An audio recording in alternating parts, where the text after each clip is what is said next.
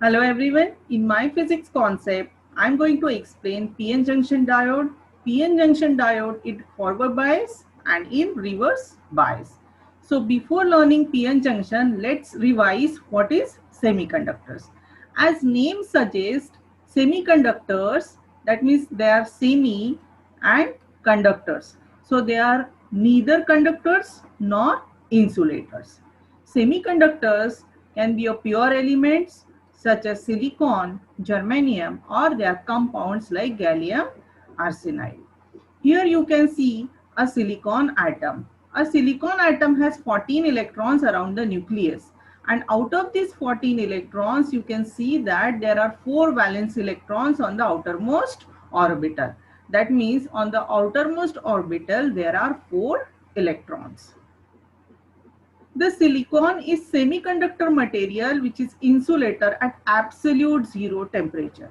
So silicon, which is a semiconductor material, it is absolute insulator at absolute zero temperature. That means at zero temperature it will act as a insulator, but when we increase the temperature, the thermal energy will cause some covalent electrons to become free and it will start conducting. When it crystallizes, what happens when silicon atoms crystallizes? You can see that the nuclei share the electrons. Their nuclei share electrons with each other with 8 electrons around each nucleus. So you can see in this diagram, but in crystalline structure, it does not conduct electricity for the most part in its pure monocrystalline silicon state. That means when it is in monocrystalline silicon state, that time it will not conduct electricity. Then when does it conduct electricity? When we add impurity in it. So there are two types of semiconductors based on what kind of impurity we add or we do in the semiconductor. One is p-type semiconductors and other are n-type semiconductors. So what are p-type semiconductors? To increase the number of holes, to increase number of holes in intrinsic silicon means pure silicon, trivalent impurity atoms are added. Trivalent impurity atoms means these are the atoms with 3 valence electrons. That means 3 electrons in the outermost orbit. The examples are boron, indium and gallium. Here you can see the example. Here a trivalent impurity, that is boron. You can see here this boron is added in the silicon. So you know that in silicon atom there are 4 valence electrons. So they will make bond with boron electrons, that is boron's valence electrons. But you can see that here one of the electron, here you can see that this is hole. That means there is no electron available for bonding because boron has only 4 electrons, and when it will add additional hole, this will give additional hole, and this is known as p-type semiconductor. So what happens when there is a hole? The electrons in other atom will try to take the space. It will try to take the space of hole and it will leave the hole behind. Then again the electron from the neighboring atom will again travel towards the hole and it will leave the hole behind. This is activity of p-type semiconductor. Now what is n-type semiconductor? When pentavalent impurity, pentavalent means the atom in which there are 5 electrons in the outermost orbit. When pentavalent impurity is added to pure semiconductor like silicon and germanium, sorry, then it is said to be a n-type semiconductor. So what happens, like phosphorus, arsenic, antimony are a donor impurity, or they are also known as pentavalent impurity. When we add this pentavalent impurity with silicon atom, what happens? In phosphorus there are 5 electrons in the outermost orbit, but in silicon there are 4 electrons in outermost orbit. So out of 5, only 4 electrons, only 4 valence electrons or of phosphorus can make a bond with silicon atoms electrons, and one of the electron will be always free. You can see here this is a free electron ready for conduction. So when there are number of electrons, free electrons ready for conduction after adding pentavalent impurity in the silicon, it is said that it is n-type semiconductor. Now what is p-n junction? When in semiconductor, you can see that this is p-type semiconductor on the left side, and on right side there it is n-type semiconductor. In n-type semiconductor, there are more free electrons, and in p-type semiconductor, there are more free holes. What happens when we bring this p-type and n-type semiconductor brought together? When these two brought together, electrons and holes migrate across the junction. You can see that electrons and holes will migrate across the junction, and this depletion layer will form, and potential difference is set up. You can see again, when they are brought close together, the electrons from n side will travel towards p side. They will migrate towards p side like this, and here they will form a negative ions on and on the right hand side it will make positive ions. And because of this negative ions, now these negative ions will oppose the other electrons to travel in this side. At the same time, these positive ions on right hand side, that means in n type, will oppose these remaining holes to travel in this direction, and that will create a barrier for other electrons or other holes, that is known as depletion layer like this. And this potential difference will set up at this depletion layer. You can see in the other example, 0.7 volts for silicon diode and 0.3 volts for germanium diode. It is a potential difference of this depletion layer. How much is the potential difference at this PN junction depletion layer? So it is 0.7 volt for silicon diode and 0.3 volt for germanium diode. Here again you can see another example. You can see this is holes. These are electrons. That electrons will travel in this direction, will form a negative ion, and holes will travel in this direction, will form positive ion. And then these positive ions will resist the other positive holes to travel in this direction, and these negative ions will oppose these remaining electrons to cross the junction and move in the or cross the junction, and that will form a depletion region, and electrons will not be able to cross the junction, and holes, it will be difficult for holes also to cross the junction. Then how much is the potential difference across this? The potential difference, that is known as barrier potential. The barrier potential is 0.7 volt for silicon diode and 0.3 volt for germanium diode. Now at this stage there will be no conduction. When after formation of depletion layer, when we bring in p and n type together, after formation of depletion layer, there will be no current flow, there will be no flow of holes or electrons. Now what happens? Now PN junction in forward bias. When we want to make current flow through the junction, what we have to do? We have to connect PN junction diode in forward bias.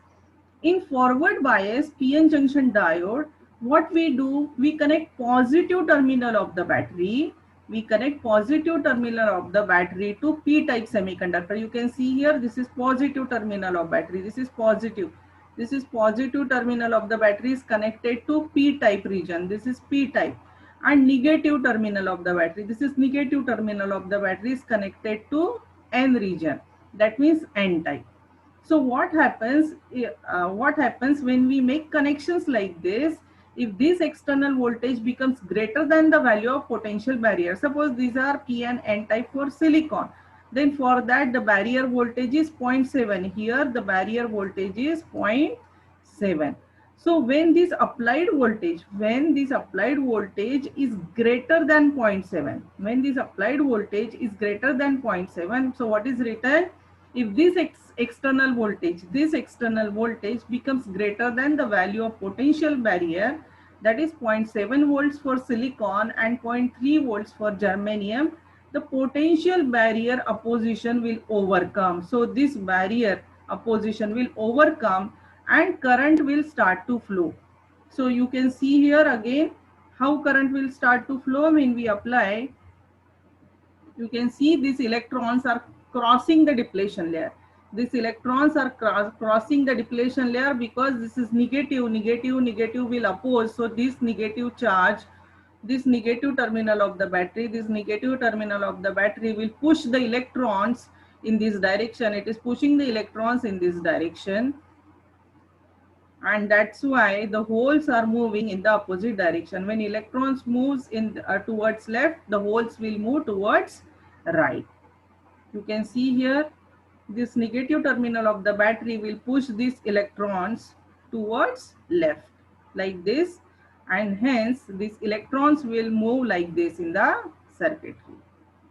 And holes means current will always flow in the opposite direction of electrons. So current will flow in this direction.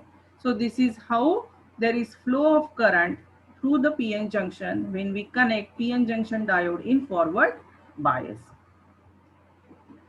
Now you can see here the negative voltage pushes or repels electron towards junction, giving them energy or to cross over or combine with the holes. The way whatever I have explained you just now, the same thing is written out here. This results in characteristics curve. So what happens, you can see here this curve on y-axis there is current, on an x-axis there is voltage. So this is potential barrier voltage. Till 0.7 volt, no current will flow. No current will flow because this depletion layer out here will always oppose the flow of electrons.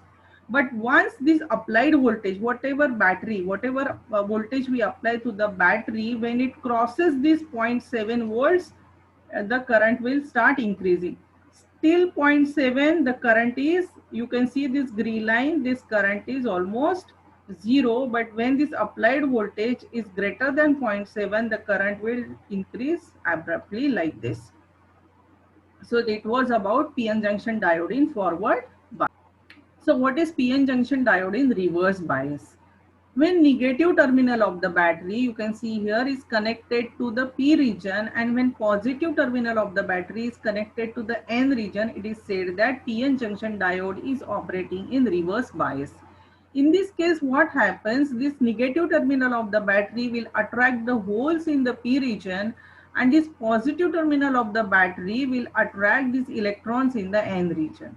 So when we apply this voltage, external voltage, it will attract something like this. You can see again, see the electrons in the N region and holes in the P region are traveling towards battery. So what will happen, it will create an empty space out here. There will be no holes in this region and no electrons in this region, and that's why it will increase this width of depletion region. It will increase the width of depletion region, and no electron will flow or no current will flow through the junction. When PN junction operates in reverse bias, no current is flowing through the junction. You can see that electrons and electrons and holes both are traveling in the opposite direction towards battery. So they are not crossing the junction. That will increase the width of depletion region. So no current will flow through the diode. You can see here carefully again P region, N region, and how these holes and the electrons from N region are traveling towards battery. And that will increase this width of depletion region. The net result is that depletion layer grow wider due to lack of electrons and holes and present high potential barrier across the junction. So high potential barrier, it will increase the potential barrier across the junction, thus preventing current from flowing through the semiconductor material. So no current will flow through this PN junction diode. However, a small reverse leakage current, you can see that this reverse leakage current, this is current, and on x-axis it is voltage. Even if voltage is increasing, the current is not flowing, but a small leakage current is flowing. In this region, you can see a small leakage current is flowing. It is in microamperes through the junction. Why this leakage current is flowing? Because there are some holes in N region and some electrons in P region. Because of that minority carriers, a small leakage current will flow when we connect PN junction diode in the reverse bias. If reverse bias voltage we are applied to the diode is increased, if we keep increasing this voltage, if we keep increasing this reverse voltage, this voltage applied in the battery, if we keep increasing it to a sufficiently high value, it will cause diode's PN junction to overheat. When we increase this external voltage, what happens? Initially, a very small leakage current will flow, but after a particular voltage, if we still keep increasing this external voltage, it will cause diode's PN junction to overheat. So this junction will get overheat and fail due to avalanche effect around the junction. This may cause diode to become short and will result in flow of maximum circuit current. So if we keep increasing external voltage, this junction will heat up, and at certain point it will get short and it will break down. And after breakdown, then again all these P regions holes will flow, or these electrons can flow in this direction, and it will cross the junction and very high current will flow. So it was all about PN junction, PN junction diode in forward bias, and PN junction diode in reverse bias. I hope you understood the concept. Still, if you have any doubt, you can always ask in the comment section. Thank you very much. Thanks for watching.